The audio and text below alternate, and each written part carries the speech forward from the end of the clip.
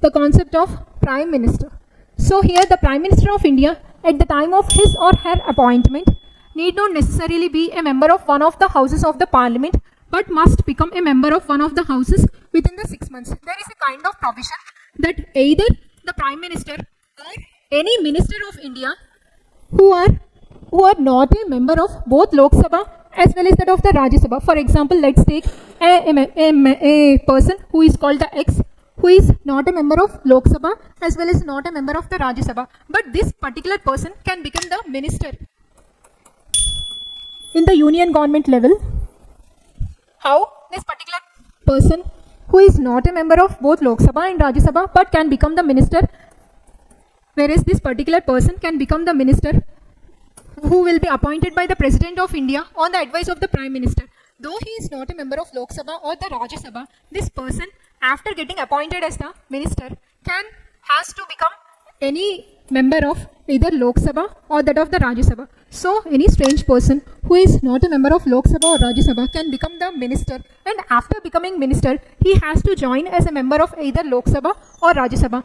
This particular provision will apply to both the Prime Minister as well as that of the ministers of the union government as well as that of the state governments. So here the terms with regarding statements with regarding to Prime Minister include: the Prime Minister need not necessarily be a member of one of the houses of the Parliament, but must become a member of one of the houses within the 6 months. So it is a correct statement.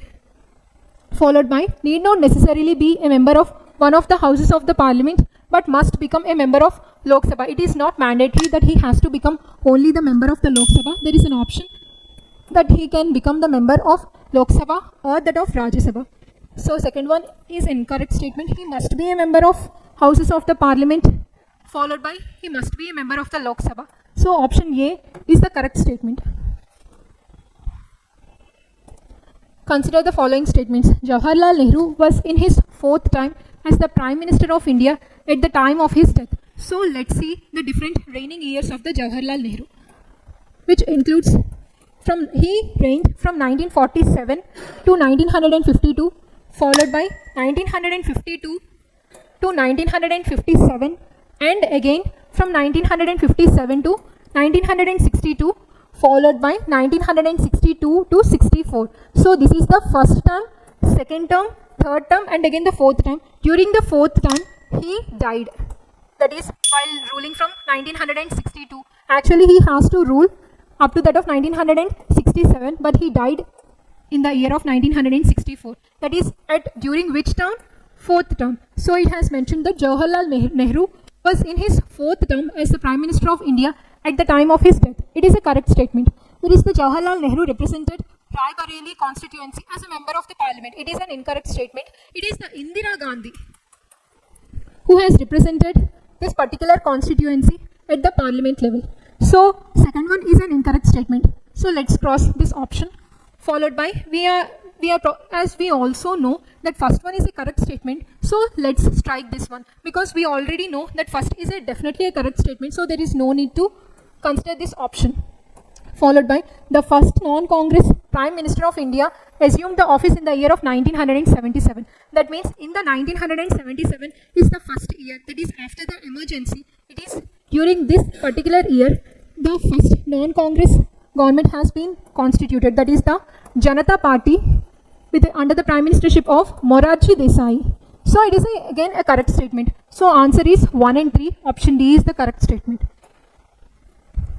Followed by: if the Prime Minister of India belonged to the upper house of the Parliament, he will not be able to vote in his favor in the event of no confidence motion. Firstly, let me give you a brief background about with regarding to right to speak and again the right to vote. For example, this is the Prime Minister. This Prime Minister, for example, is a member of the upper house as per given in the statement, and the other house being that of the lower house. Now this Prime Minister is a member of this upper house. So whosoever is the member of that particular house has the right to vote in that particular house only. For example, Prime Minister is a member of the upper house. He has the right to vote only in the Rajya Sabha. He doesn't have the right to vote in the Rajya Sabha. But though he doesn't have the right to vote in the Lok Sabha, but he has the right to speak. That means whosoever the member of either Lok Sabha or the Rajya Sabha, that particular member has the right to speak in any of the houses. But if a person who is particularly a member of a particular house, he has the right to vote only in that particular house, as it has given that Prime Minister is a member of the upper house. So he has the right to vote only in the Rajya Sabha, but he doesn't has the right to vote in the Lok Sabha. As he doesn't has the right to vote in the Lok Sabha, he can't vote for his no confidence motion. That's what it has given, that he will not be able to vote in his favor in the event of no confidence motion. This is because being a member of the Rajya Sabha, he cannot vote for a no confidence motion in the Lok Sabha. So it is a correct statement. Followed by he will not be able to speak on the budget on the budget in the lower house. He has the right to speak in the Lok Sabha. It is an incorrect one. Followed by he can make statements only in the upper house. It is an incorrect one. He can also make statements in the lower house as well. Followed by he wants to become a member of the lower house within 6 months after being sworn in. So there is no such kind of provision that he has to become the Lok Sabha member after being sworn in. The members, that means there are different members. That is for example, it is the Indira Gandhi, who is a member of the upper house, that is the Rajya Sabha, has become the Prime Minister of India. There is no such kind of mandatory provision that Prime Minister has to come from the Lok Sabha only. So here the option is only. Followed by which one of the following statements about the duties of the Prime Minister is correct?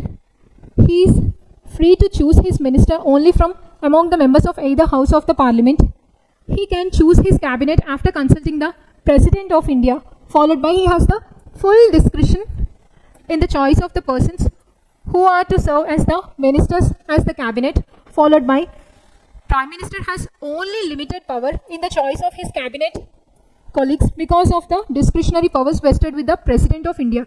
Here the brief background of this particular topic is the whosoever the different ministers or that of the cabinet ministers, that President is going to appoint these Prime Minister as well as that of the ministers, whereas the President, after appointing the Prime Minister, President will appoint the different ministers on the advice and based on the discretionary powers of the Prime Minister.